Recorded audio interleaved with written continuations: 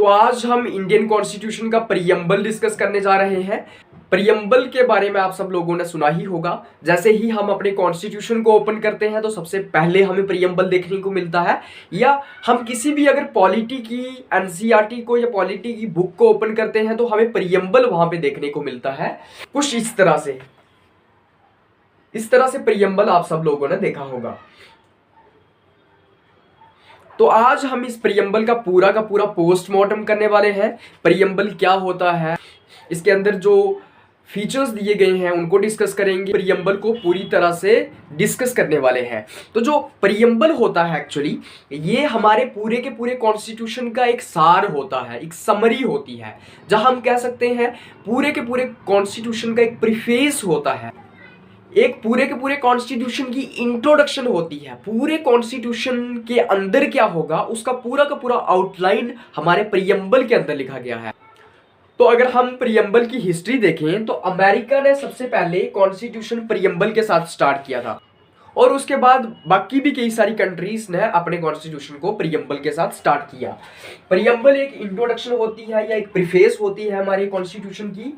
इसको हम identity card कह सकते हैं अपने कॉन्स्टिट्यूशन का। जो इंडियन कॉन्स्टिट्यूशन का प्रीएम्बल है वो पूरा का पूरा ऑब्जेक्टिव रेजोल्यूशन के ऊपर बेस्ड है। मतलब कि एक ऑब्जेक्टिव रेजोल्यूशन बनाया गया था इंडिपेंडेंस से पहले, पंडित जवाहरलाल नेहरू ने उसको ड्राफ्ट किया था उन्होंने, और उसको मूव किया था कॉन्स्टिट्यूएंट असेंबली में। उसके बाद कॉन्स्टिट्यूएंट असेंबली ने उसको अडॉप्ट किया, उसको अपनाया। तो ये एक हिस्ट्री है इंडियन प्रीएम्बल की। इंडियन प्रीएम्बल जो है वो ऑब्जेक्टिव रेजोल्यूशन के ऊपर बेस्ड है, जो कि पंडित जवाहरलाल नेहरू ने बनाया था और कॉन्स्टिट्यूएंट असेंबली ने उसको अडॉप्ट किया। ये क्वेश्चन यूपीएससी के अंदर भी पूछा गया था कि प्रीएम्बल किसके द्वारा मूव किया गया या फिर किसके द्वारा ड्राफ्ट किया गया या किस बेसिस के ऊपर ड्राफ्ट किया गया। हमारे कॉन्स्टिट्यूशन का जो प्रीएम्बल है उसको सिर्फ एक बार अमेंड किया गया है, सिर्फ एक दफा चेंज किया गया है। कॉन्स्टिट्यूशनल अमेंडमेंट उसके अंदर लाई गई है, और वो कब चेंज किया गया था?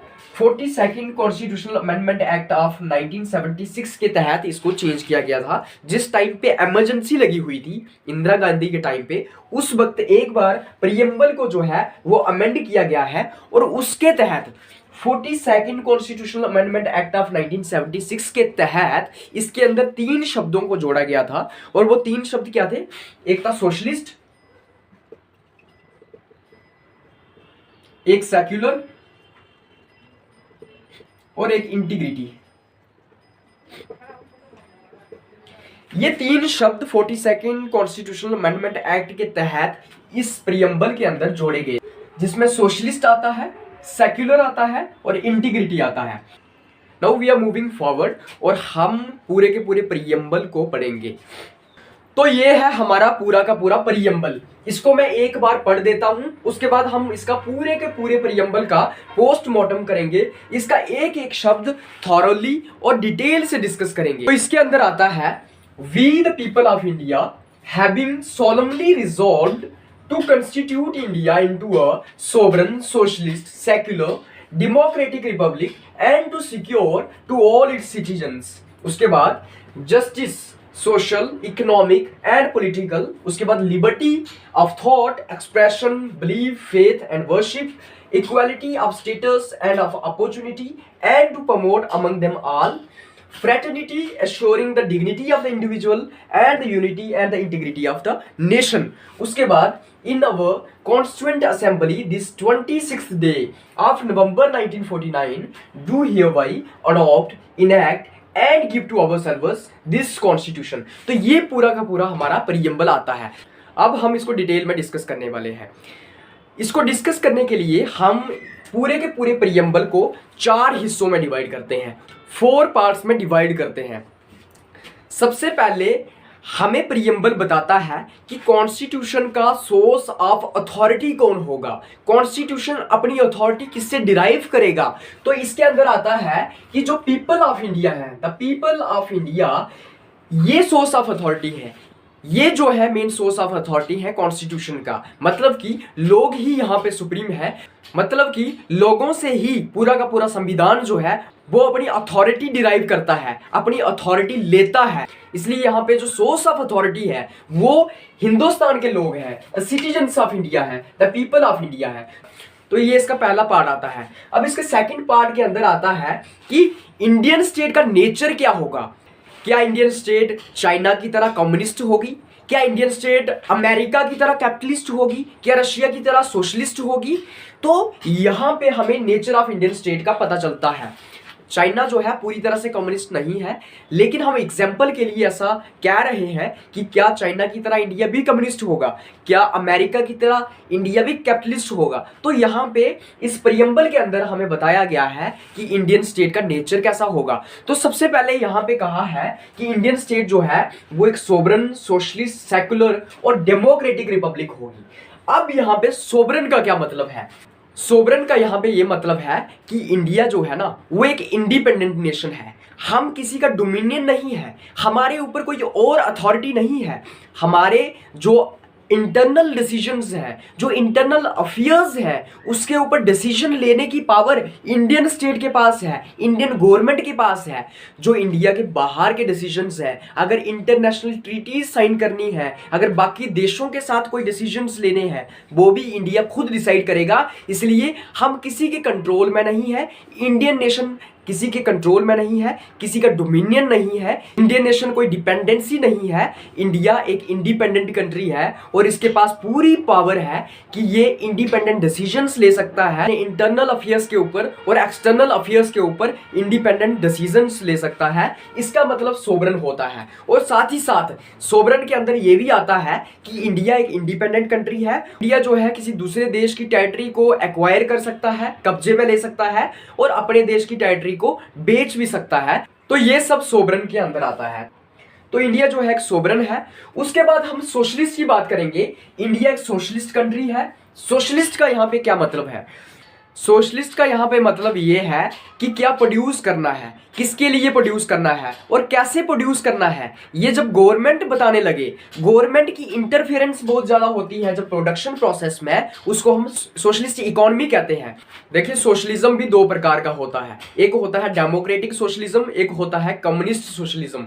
डेमोक्रेटिक सोशलिज्म के अंदर आता है कि जो प्राइवेट फर्म्स हैं, जो प्राइवेट सेक्टर है और जो पब्लिक सेक्टर है, वो दोनों जो है एक साथ काम करते हैं इकोनॉमी के अंदर। इसको हम मिक्स्ड इकोनॉमी भी कहते हैं। वहीं दूसरी ओर जब हम कम्युनिस्ट सोशलिज्म को देखते हैं, उसके अंदर कहा जाता है कि जो प्राइवेट प्रॉपर्टी है उसको हम खत्म कर देंगे, सभी को जो है सारी की सारी प्रॉपर्टी जो है पब्लिक की हो जाएगी और सारे के सारे जो मीन्स ऑफ प्रोडक्शन है उन सब का नेशनलाइजेशन हो जाएगा, वो सब सरकार के कंट्रोल में आ जाएंगे। तो यहाँ पे याद रहे ये जो सोशलिज्म है ये डेमोक्रेटिक सोशलिज्म है, कम्युनिस्ट सोशलिज्म नहीं है। इसके अंदर ये कहा गया है सरकार जो है इंटरफेयर करेगी प्रोडक्शन प्रोसेसेस के अंदर, प्राइवेट फर्म्स भी काम करेंगी, सरकार भी काम करेगी, ताकि हम जैसे पॉवर्टी हो गया, जो गरीबी है, जो डिस्पैरिटीज है समाज के अंदर, उनको दूर कर सकें। तो ये सोशलिस्ट का यहाँ पे मतलब है। ये जो सोशलिस्ट वर्ड है ये हमने 42nd constitutional amendment act of 1976 के तहत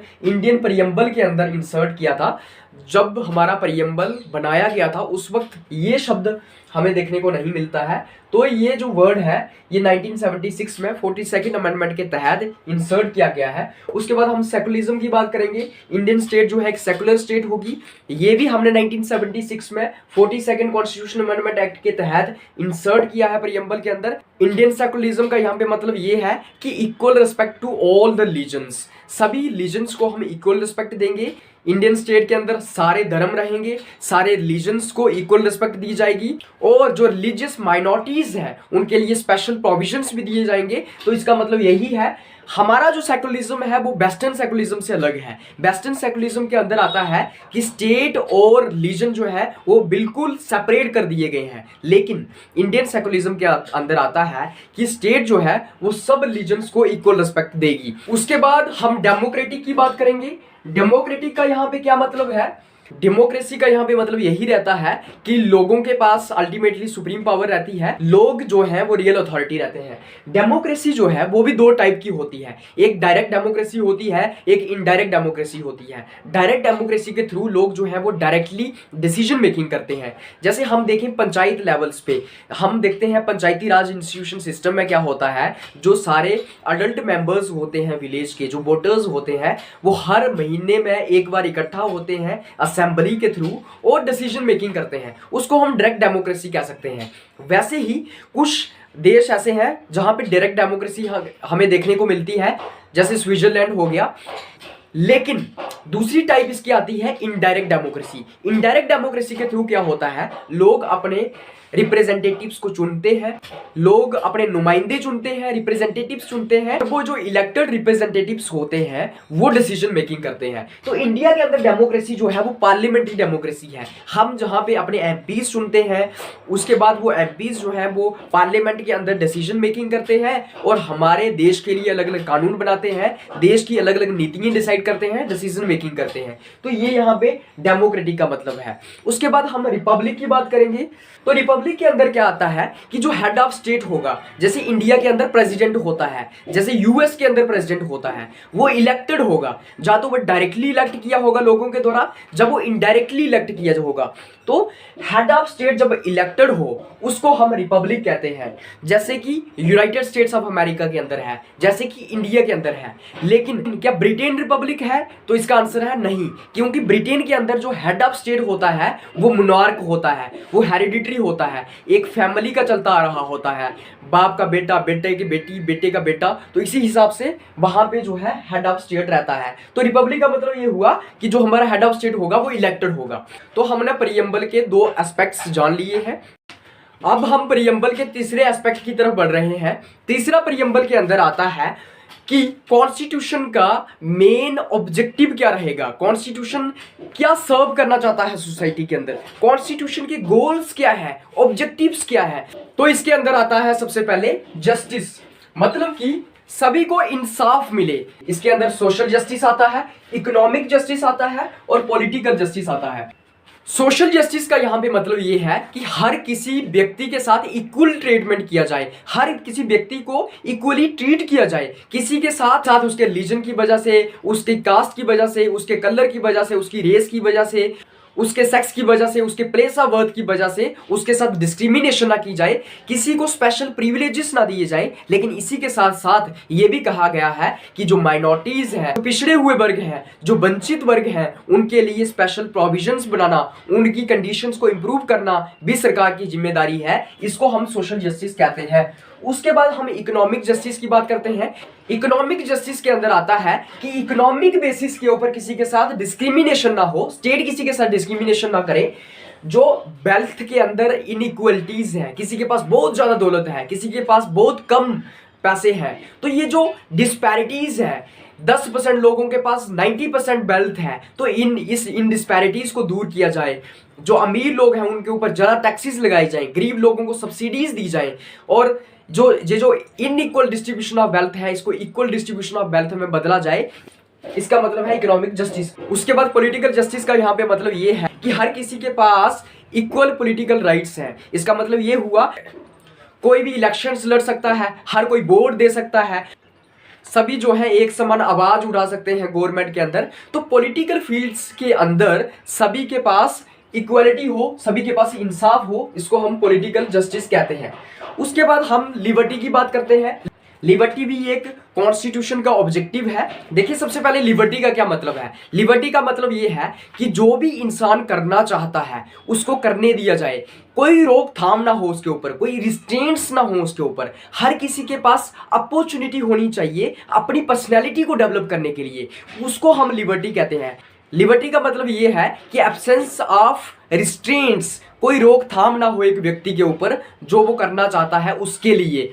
लिबर्टी के अंदर यहाँ पे लिबर्टी ऑफ थॉट आता है, मतलब कि सोचने की आज़ादी। जो इंसान चाहता है वो सोच सकता है, तो एक सोचने की आज़ादी हो व्यक्ति के पास, लिबर्टी ऑफ एक्सप्रेशन हो, कहने की आज़ादी हो, एक्सप्रेस करने की आज़ादी हो, कुछ कॉन्स्टिट्यूशन लिमिट्स के अंदर इंसान अपने आप को एक्सप्रेस कर सकता हो। उसके साथ साथ लिबर्टी ऑफ बिलीफ है, जो भी इंसान विश्वास करना चाहता है, जो भी इंसान मानना चाहता है उसकी लिबर्टी है उसके पास। लिबर्टी ऑफ फेथ है, मतलब कि अगर मैं हिंदुइज्म के ऊपर, या मैं इस्लाम के ऊपर, या मैं क्रिश्चियनिटी के ऊपर, या फिर मैं सिखिज्म के ऊपर अगर फेथ रखता हूँ तो मेरी वो व्यक्तिगत आज़ादी है, मैं वो रख सकता हूँ। लिबर्टी ऑफ वर्शिप है, मुझे पूजा करने की आज़ादी है, चाहे मैं खुदा को मानूं या भगवान को मानूं, इस चीज़ की भी मेरे को आज़ादी है। ये एक सेकंड ऑब्जेक्टिव है किसका, हमारे कॉन्स्टिट्यूशन का लिबर्टी। और यही जो प्रिंसिपल है लिबर्टी का हमारे फंडामेंटल राइट्स के अंदर भी आता है। और अगर हमारा ये liberty of thought, expression, belief, faith and worship violate होता है तो हम सीधा सीधा सुप्रीम कोर्ट ऑफ इंडिया के अंदर हाई कोर्ट के अंदर जा सकते हैं और उसको इन्फोर्स करवा सकते हैं। उसके बाद हमारे पास इक्वालिटी आता है। इक्वालिटी का यहाँ पे ये मतलब है कि किसी को स्पेशल प्रिविलेजेस नहीं दिए जाएंगे, किसी के साथ कोई डिस्क्रिमिनेशन नहीं की जाएगी।